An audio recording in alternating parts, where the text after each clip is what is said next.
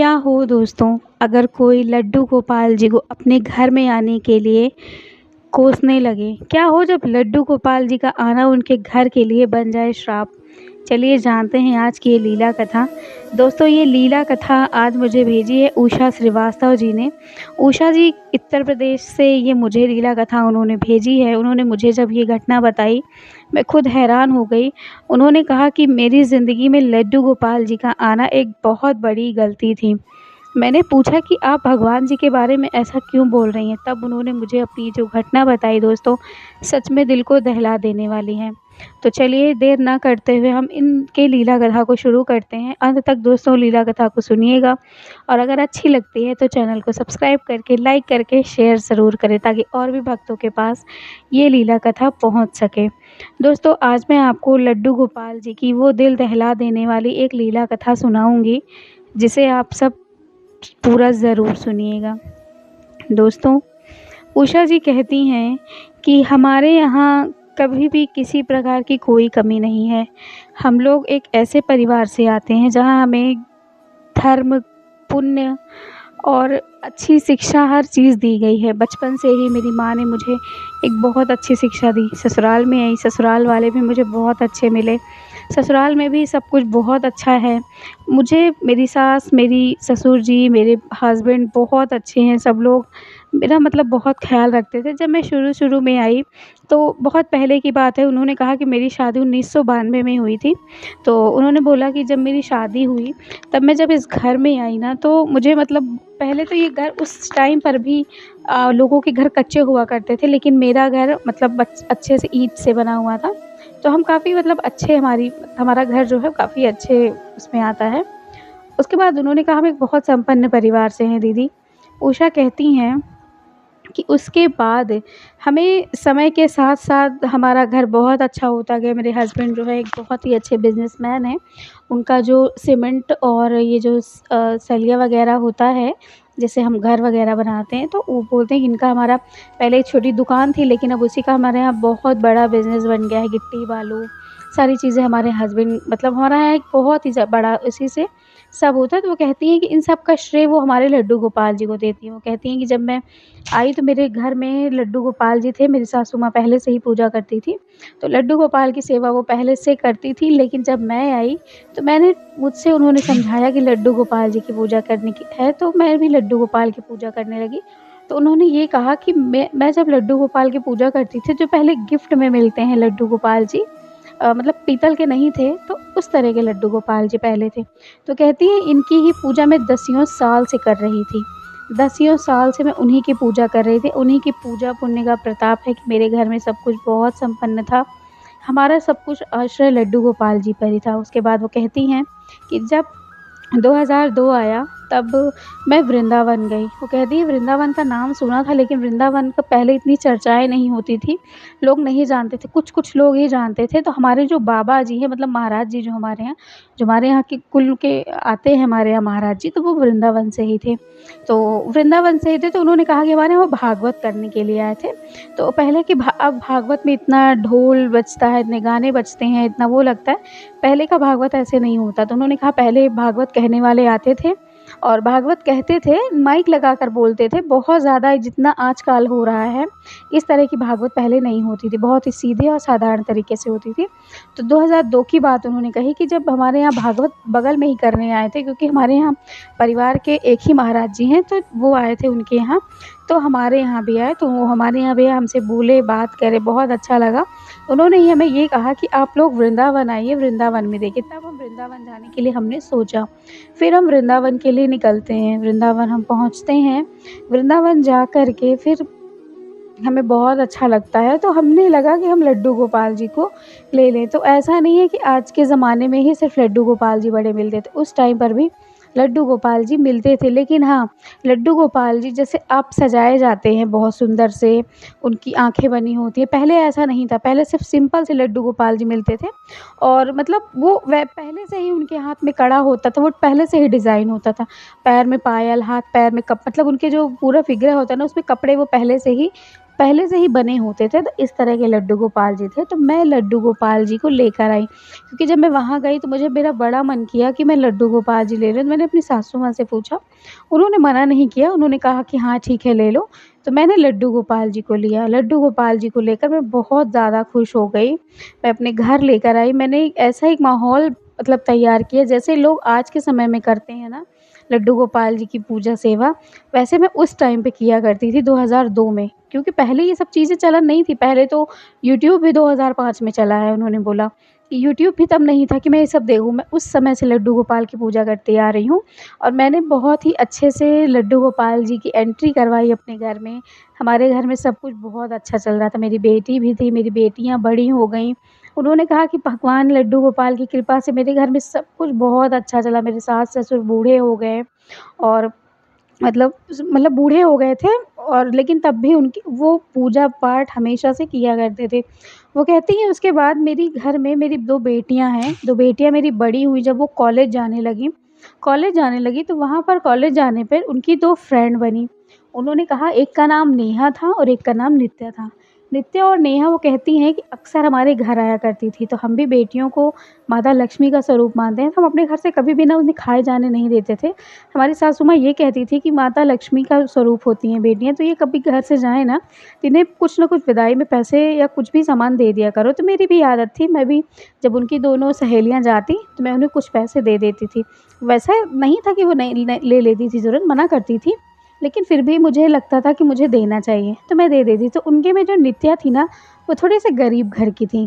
उसके घर में ज़्यादा कुछ भी नहीं था, तो हमारे घर आती ना तो बड़े ही गौर से हमारा घर देखती और मुझसे हमेशा पूछती।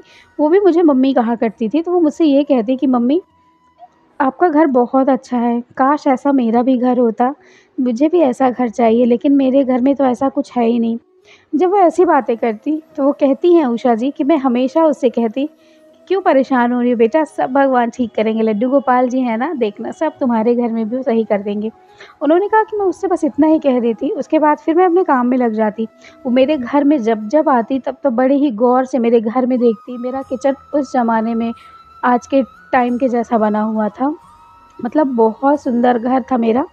और वो कहती हैं कि इसी तरह से हम वो देखती तो हम मैं ये सोचती कि छोटी है अभी, बच्चों को लगता होगा कि हाँ, उनके पास भी ऐसा घर हो, जो बच्चे अच्छी जगह नहीं रहते। तो मैंने एक दिन अपनी बेटियों से पूछा, तो वो कहती हैं, उन्होंने बताया कि हाँ माँ, ये एक मतलब इनका घर जो है, एक ये लोग वैसे रहती हैं।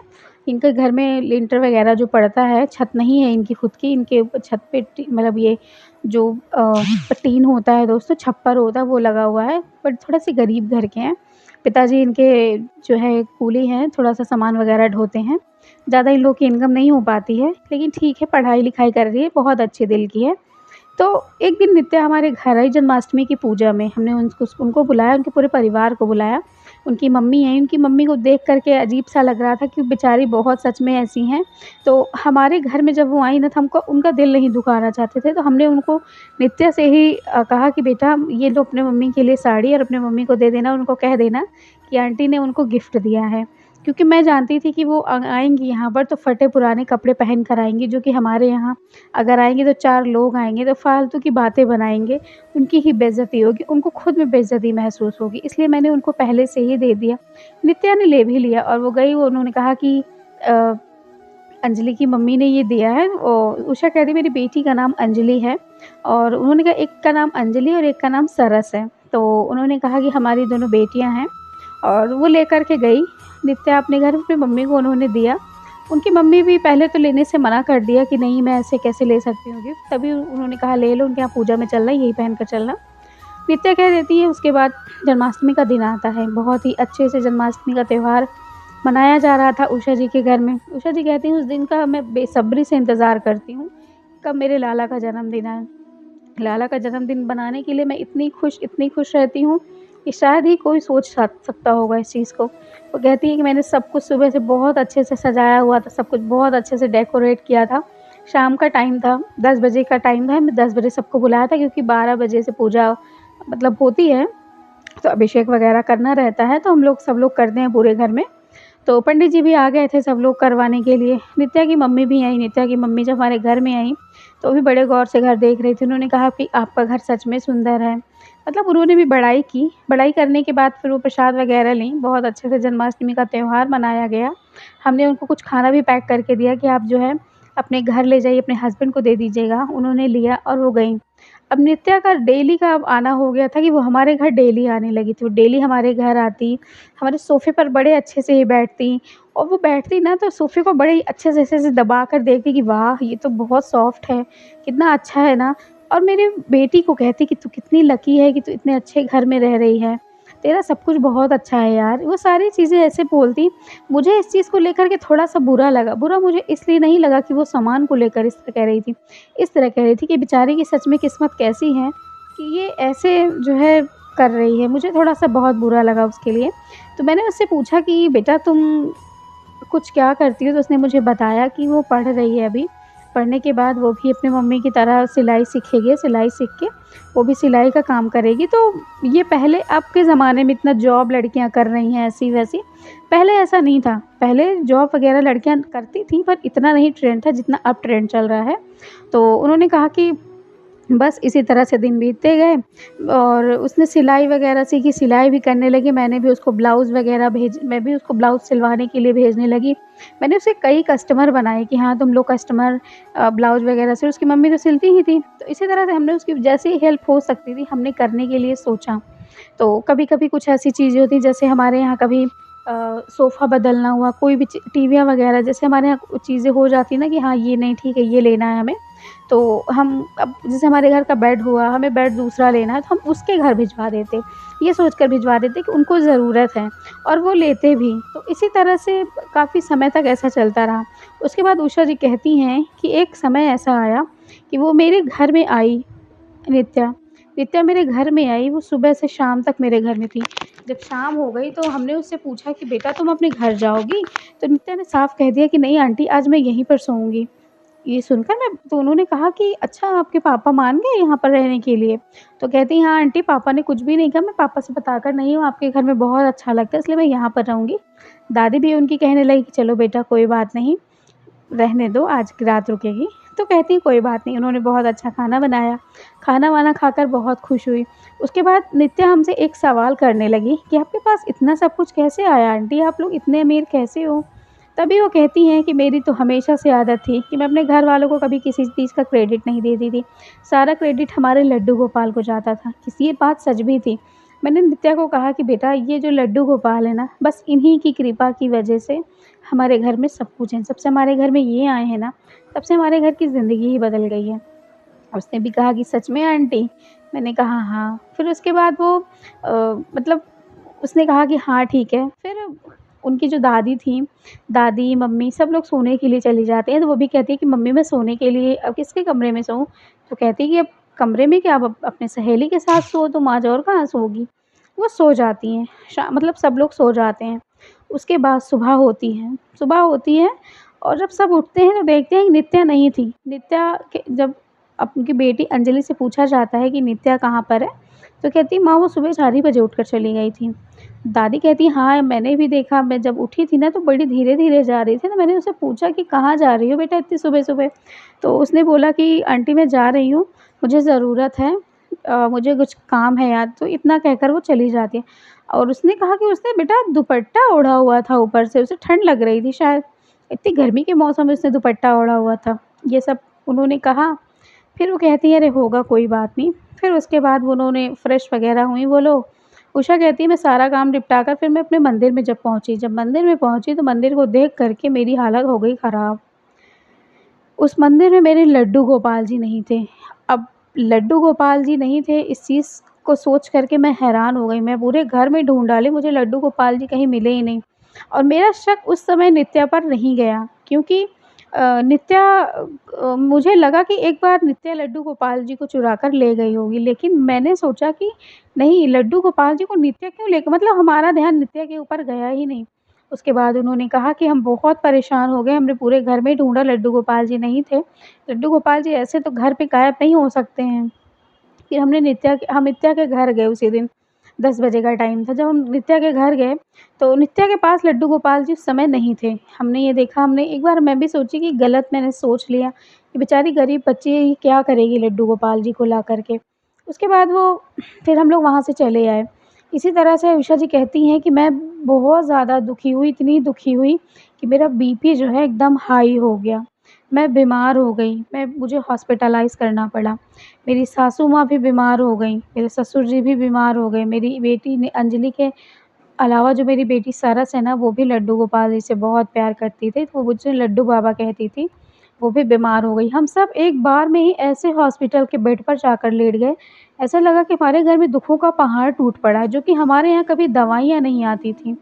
ये सब क्या हो गया मेरे घर में? उषा कहती है कि इतनी परेशानी शायद कभी ज़िंदगी में नहीं आई। वो कहती है मेरा मैंने अब सोचा कि मैं परिवार को नहीं सँभालूँगी तो कौन सँभालेगा? यही सब सोचते हुए मैं थोड़ा रिलैक्स हो गई। मैंने कहा कि चलो ठीक है, अब मैं खुद ढूँढूँगी लड्डू गोपाल जी कहाँ हैं। तो कहती है कि मेरी बेटी अचानक से अंजलि, मतलब हम लोग घर आए। घर आने के बाद हम लोग थोड़ा-से वो हुए कि हाँ, हमारे लड्डू गोपाल जी नहीं हैं। तो वो कहती है कि अंजलि एक दिन हमारे घर आई और हमसे कही कि मम्मी, नित्या ने हमारे लड्डू गोपाल जी को ही लेकर गई है। ये सुनकर मैंने कहा नित्या लेकर गई है? बेटा उसके घर में तो थे ही नहीं। वो कहती वो छुपा कर रख दिया था उसने, उसको पता था कि आप ज़रूर जाओगे उसके घर ढूँढने। उसके बाद वो लड्डू गोपाल जी को ले जाती लेने के लिए जब वो लोग जाती हैं तो देखती हैं कि वो और उसकी मम्मी लड्डू गोपाल जी को खाना खिला रहे थे। और खाना में उन्होंने क्या खिलाया था दोस्तों, उन्होंने नमक, तेल, चावल मिला कर के लड्डू गोपाल जी को वो खिला रही थीं। ये देख कर के वो उनकी आँखों में आँसू आ गए। उन्होंने कहा मेरे गोपाला, मेरा लड्डू बाबा 56 भोग की थाली खाने वाला, आज वो नमक, तेल, चावल खा रहा है, ऐसे कैसा हो सकता है? वो तुरंत जाती हैं और लड्डू गोपाल जी को ले लेती। तभी नित्या लड्डू गोपाल जी को लेते हुए कहती है नहीं मम्मी, ये मेरे लड्डू गोपाल जी हैं, ये मैं खरीद कर लाई हूँ, ये आपके गोपाल जी नहीं। और आपके पास क्या प्रूफ़ है कि मैं ये आपके लड्डू गोपाल जी? तभी वो कहती है बेटा झूठ मत बोलो, इनकी वजह से मेरे घर की क्या हालत हो गई है। तभी वो कहती है नहीं, ये लड्डू गोपाल जी मेरे हैं, मैं इनको नहीं दूँगी, मैं खरीद कर लाई हूँ, आपके है ही नहीं। आपने कहा था ना कि ये लड्डू गोपाल जी को खरीद कर लेकर आओ, ये मेरे लड्डू गोपाल जी हैं। और आपने कहा कि किसने आपको कह दिया कि ये लड्डू गोपाल जी? ये सब सारी बातें बहसबाजी में बदल गई, बहुत ज़्यादा बहस होने लगी। कुछ अड़ोसी-पड़ोसी जो थे वो भी आ गए, पड़ोसी के लोग आ गए। पड़ोसी के लोग भी कहने लगे कि सही है, आपके घर से वो लड्डू गोपाल जी क्यों लेकर आएगी? तभी उषा कहती है मैं रोते-रोते उन्होंने कहा कि नहीं, ये मेरे लड्डू गोपाल जी, पर ये बात किसी ने नहीं मानी। उसके बाद वो कहती हैं उषा कि हम वापस लौट आए घर। जब हम वापस लौट आए उसके बाद फिर हम 1 महीना बीत गया। हमारे घर में ना ऐसी चीज़ें ख़राब होने लगी। ख़राब का मतलब उन्होंने बताया कि अचानक से मेरे सास की डेथ हो गई। उनको जो है मतलब हार्ट की प्रॉब्लम थी, तो इस वजह से उनकी डेथ हो गई थी सब टेंशन में। और पिताजी भी 6-7 दिन के अंदर ही वो भी इस दुनिया में नहीं रहे। अचानक 1 हफ़्ते में हमारे परिवार में 2-2 लोगों की मौत हो जाना, ये क्यों हुआ मेरे घर में? उसके बाद वो कहती हैं हस्बैंड भी मेरे इस चीज़ को लेकर के बहुत परेशान रहने लगे। हमें भी लगने लगा कि मेरे साथ क्या हो गया है? क्योंकि वो नित्या के घर गई, नित्या से फिर कहा कि बेटा वो लड्डू गोपाल जी हमारे हैं, तुम झूठ क्यों बोल रही हो? नित्या बहुत ही सफाई से कहने लगी कि नहीं आंटी, आप समझ नहीं रही, ये लड्डू गोपाल जी मेरे हैं, मैं खरीद कर लेकर आई हूँ। आप ऐसी बातें कैसे कह सकती हैं? वो इतने अच्छे से बोल रही थी कि एक बार के लिए उनको विश्वास करना पड़ा कि हाँ, हो सकता है कि लड्डू गोपाल जी को खरीद कर लाई हो, क्योंकि वो मुझसे पूछ रही थी। लेकिन मेरे घर से लड्डू गोपाल जी गायब तो नहीं हो सकते ना ऐसे। फिर उसके बाद वो कहती हैं कि मैंने पुलिस केस दर्ज करवाया। पुलिस केस दर्ज करवाया, पुलिस ने जब ये बात जाना, क्योंकि हम थोड़े पैसे वाले थे तो हमने पैसे भी दिए, तो उनके पिता को उठाकर ले गए, उन्होंने उनको मारा-पीटा भी, जो कि ये हमने सबसे बड़ी गलती यही करवाई, पुलिस वालों ने पीटा। और उनकी मम्मी को भी लेकर गई लेडीज़ पुलिस पकड़ कर कि आप लड्डू गोपाल जी को क्यों दूसरों का छीन कर लाई हैं। लेकिन फिर कुछ पुलिस वाले थे जो उन्होंने कहा कि मैडम आप ये क्या करवा रही हैं? क्या सबूत है आपके पास कि ये आपके लड्डू गोपाल जी हैं? फिर वो उषा कहती हैं कि मैंने केस वापस भी ले लिया कि नहीं, ये गलत है। मैं गलत काम कैसे कर सकती हूँ? मैं तो लो लड्डू गोपाल की भक्त हूँ ना। अगर वो लड्डू गोपाल को लेकर के भी गई होगी, तो ये अच्छी बात है ना। कन्हैया को जब जहाँ जाना होता है वो चले जाते हैं, हमारे घर में उनको नहीं रहना था इसलिए वो नहीं रहे। ये सब सोचकर उन्होंने केस वापस ले लिया। उसके बाद उषा कहती हैं कि बहुत समय बीत गया, लेकिन लड्डू गोपाल जी हमारे पास वापस नहीं आए। वो कहती हैं आज भी हमारे घर में ऐसी नहीं है कि किसी चीज़ की कमी है, कोई कमी नहीं है। आज भी हमारे घर में सब कुछ बहुत अच्छा है, लेकिन मेरे सास-ससुर नहीं रहे। मेरी बेटी जो है उसकी भी बहुत तबीयत ख़राब हो गई थी, बहुत बीमार हो गई थी, वो भी लड्डू गोपाल जी को सोच-सोच कर। लेकिन थोड़े दिन के बाद हमें एक साइकियाट्रिस्ट को दिखाना पड़ा उसे, क्योंकि वो मतलब बहुत ही अजीब तरह से बर्ताव करने लगे थे। उसे सिर्फ़ लड्डू गोपाल जी के अलावा कुछ दिख ही नहीं रहा था। हमने उसकी बहुत दवाइयाँ चलाई, फिर हम उसे वृंदावन लेकर गए। फिर हम वहाँ से एक छोटे से लड्डू गोपाल जी को लेकर आए। मेरी बेटी ये देखकर थोड़ी-सी ठीक हो गई और फिर हम उन्हीं लड्डू गोपाल जी की सेवा करने लगे। उसके बाद से फिर हमारी बेटियों ने नित्या से बात करना ही बंद कर दिया, क्योंकि हम सब जानते हैं कि लड्डू गोपाल जी वही हमारे लड्डू गोपाल जी हैं और कोई नहीं है। क्योंकि नित्या सुबह 4 बजे उठकर लड्डू गोपाल जी को लेकर गई, क्योंकि इतने ही लड्डू गोपाल जी कलयुग में ऐसे चमत्कार तो नहीं कर सकते ना कि लड्डू गोपाल जी खुद से ही गायब होके किसी और के घर पहुँच जाएँ। तो ऐसा नहीं है, नित्या ने झूठ बोला। उन्होंने कहा ठीक है, अगर झूठ बोल कर के उसे भक्ति मिल रही है, तो वही सही, मैं इसमें ही खुश हूँ। उषा कहती हैं कि बस इतनी सी ही कहानी थी जो मैं आपको बताई। आज भी मेरे मन में वो खीज है। आज मैं अब मेरी उम्र हो गई है, मेरी बेटियों की शादी हो गई है, लेकिन फिर भी आज भी उन लड्डू गोपाल जी के बारे में मैं जानती हूँ और मैं आज भी अपनी कार लेकर उसके घर तक जाती हूँ और उसके घर के पास रहती हूँ, देखती हूँ अपने लड्डू गोपाल जी को और लेकर के देखकर वापस आ जाती हूँ। आज भी उसकी मम्मी बूढ़ी बहुत हो गई हैं, लड्डू गोपाल जी को लेकर के वहीं घर में रहती हैं। और क्योंकि नित्या की जो मतलब सहेली थी, वो सिर्फ़ एक ही अलग मतलब एक ही बेटी थी उनकी, तो उन्होंने उनके हस्बैंड को घर जमाई बनाकर रखा है। नित्या भी रहती है, लेकिन नित्या आज भी हमसे नज़रें नहीं मिला पाती। आज भी वो नज़र नीचे करके बात करती है। फिर मैं भी ये सोच सकती हूँ कि ठीक है, अमीर का घर छोड़कर अगर लड्डू गोपाल जी एक गरीब की कुटिया में उसकी ज़िंदगी बनाने आए हैं, तो यही सही। धीरे-धीरे उनकी भी आर्थिक स्थिति सही हो गई। उन्होंने भी एक सिलाई का शोरूम खोल लिया और सब कुछ उनके घर में भी बहुत अच्छा हो गया, जो कि वो चाहती थी। जिस तरह से वो देखती थी कि इनके घर में एसी लगा है, इनके घर में सोफ़ा है, ये बेड पर सोते हैं, तो ये सब चीज़ें उसके घर में भी हो गई, जो कि मुझे देखकर अच्छा लगा। लेकिन फिर भी मैं आज भी अपने लड्डू गोपाल जी को देखने ज़रूर जाती हूँ। वो कहती हैं कि अब वो लोगों ने जहाँ घर बनवाया, वहाँ हमारे घर से 15 किलोमीटर दूर है, लेकिन मैं हर रोज़ 15 किलोमीटर जाती हूँ अपने ड्राइवर से कहकर और वहाँ लड्डू गोपाल जी को देख कर आती हूँ। तो कहती हैं कि मेरे साथ ऐसा क्यों हुआ? ऐसी कौन-सी कमी कर दी थी मैंने अपने भक्ति में, जो मेरे लड्डू गोपाल जी मुझे छोड़कर चले गए। तो दोस्तों, उषा जी ने जब ये घटना मुझे बताई तो मैं खुद हैरान रह गई। लेकिन कहते हैं ना कि सच में जहाँ कन्हैया को जाना होता है, कन्हैया वहाँ पहुँच जाते हैं। तो इसी तरह से इनके लड्डू गोपाल जी भी पहुँच गए नित्या के पास। शायद नित्या के से वो ज़्यादा जुड़ चुके थे। तो उषा जी, आपका बहुत-बहुत धन्यवाद जो आपने मुझसे ये घटना शेयर की। तो दोस्तों, आज की थी लीला कथा, अच्छी लगी तो शेयर कर दीजिएगा और भी भक्तों के पास ये लीला कथा पहुँच पाए। चलिए मिलूँगी फिर से एक नई लीला कथा के साथ, तब तक के लिए राधे राधे, जय श्री कृष्ण।